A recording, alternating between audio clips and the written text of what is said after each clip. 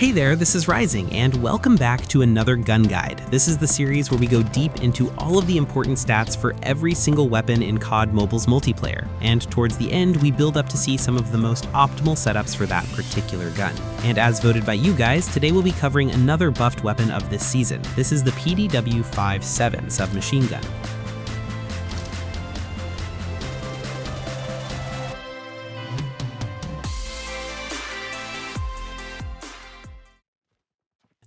First appeared in Black Ops 2, the PDW in this game is going to be a 4 to 7 shot kill weapon, where within its maximum damage range, it is a 4-shot kill anywhere in the body, a base 5-shot kill within its second damage range, 6-shot in its third damage range, and dropping to a 7-shot further beyond.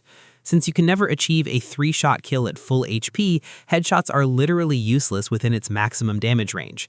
However, it is possible to stretch its 4-shot till its second damage range if you mix at least 1 headshot or 2 upper torso or arm shots in the equation. So generally speaking, it is always worth aiming for those zones in order to stretch your base time to kill. And speaking of that, our rate of fire is pretty standard for an SMG at 750 rounds per minute. This means with that 4-shot kill, we will be killing in 240 milliseconds, which used to be the benchmark of a competitive time to kill in this game, until some of the recent guns started taking over. So even though there are a handful of weapons which can technically outperform the PDW, it is possible to stay somewhat competitive with your time to kill if you manage to hit those critical zones. It's also worth mentioning that we do not get any separate leg multipliers with the PDW, meaning it's going to be quite less unforgiving if you hit a bunch of leg shots. However, like most other SMGs, we do have pretty harsh damage drop-off points, and our maximum damage range is quite tiny at just 12 meters, while our potential 4-shot range, or our guaranteed 5-shot range, is 18 meters. These aren't really the ranges you should be looking for if you want to play versatile with this gun, so in your best interest you must try to improve them with certain attachments, like the barrels for instance. And with the first barrel, the extended light barrel, we get a 20% improvement to our ranges, while with the marksman barrel we get a great 35% improvement. Personally, I tend to go in the direction of the extended barrel, as the marksman barrel does take a big chunk out of our mobility, although if I'm building it for a rather niche sort of setup that focuses more towards long-range accuracy, then I might consider using this barrel instead. Another huge thing that I forgot to point out is that the PDW is a hit scan in multiplayer, which means longer range encounters are theoretically possible with this gun. Moving on to accuracy, its bullet spread is pretty standard for an SMG, and it's going to be quite fine for the ranges you'll tend to use this gun. Its initial spread is actually really tight for an SMG, which is quite nice. Its hipfire spread is also nothing out of the ordinary for an SMG, although its initial spread is slightly on the weaker side. Its hit flinch is slightly above SMG standards, however its bullet impact is below average. And now for recoil. This is a very important point to mention for this gun, because it has quite a bit of horizontal lean, as you can see from the pattern.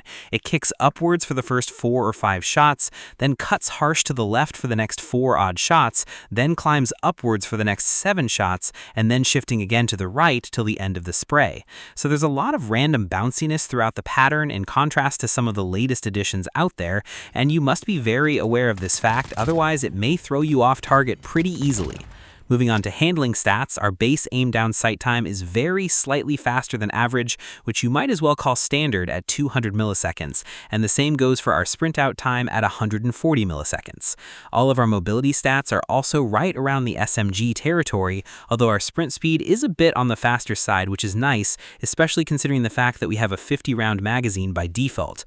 However, because of that, its reload times are slightly slower at 1.66 seconds for its tactical reload and 1.54 seconds while it's empty, but it's totally worth its magazine capacity. You can improve it to 1.41 seconds with sleight of hand, which I highly recommend on this gun since we don't really have a vast pool of attachment options to choose from.